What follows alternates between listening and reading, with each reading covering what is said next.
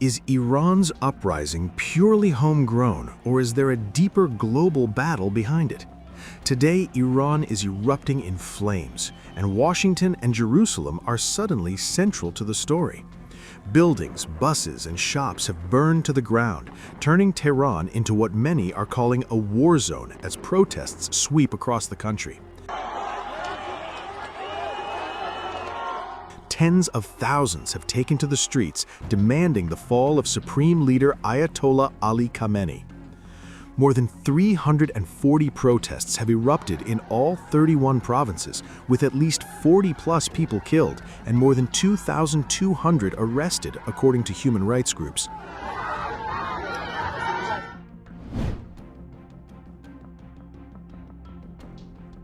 A collapsing economy, the currency plummeting, inflation soaring, and everyday staples becoming unaffordable.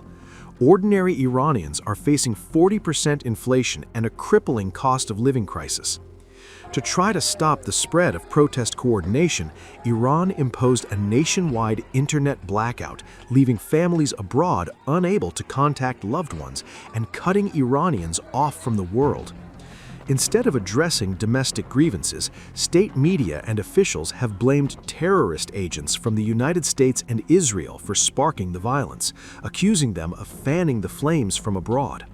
In his first address since the unrest began, Supreme Leader Khamenei labeled protesters saboteurs working for foreign powers and defiantly said the Islamic Republic would not back down. It does not tolerate the act of being a mercenary for foreigners. You can be anyone you want to be, but once you became a foreign mercenary, you started working for outsiders. The nation considers you completely unacceptable. The Islamic regime also considers you completely unacceptable. This situation, it is directly connected to these specific individuals. That particular fellow, the one who carries himself with such an air of arrogance and overwhelming pride.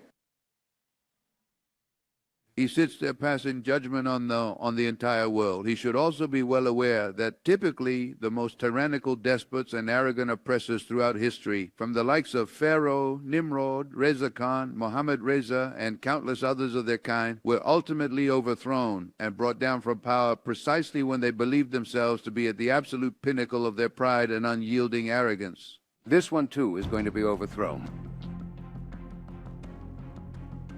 Meanwhile, U.S. President Donald Trump upped the pressure, warning that if Iran violently kills peaceful demonstrators, the U.S. could intervene or impose severe consequences, a stark stance that Tehran claims is encouraging the unrest. This moment comes just months after a major June conflict involving Israel and the U.S. striking Iranian nuclear sites, a shock that weakened Tehran's defenses and heightened regional tensions. But many Iranians say this uprising isn't about foreign agendas. It's about deep economic pain, decades of repression, and a generation unwilling to stay silent. Activists abroad stress that the protests are organic and driven by real grievances, even if foreign players amplify them. Is this a genuine popular revolt, a geopolitical proxy clash, or a volatile mix of both? One thing is clear: Iran's streets are now a battlefield, and the world is watching.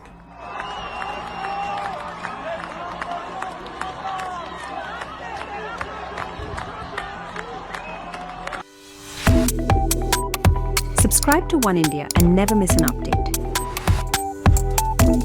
Download the One India app now.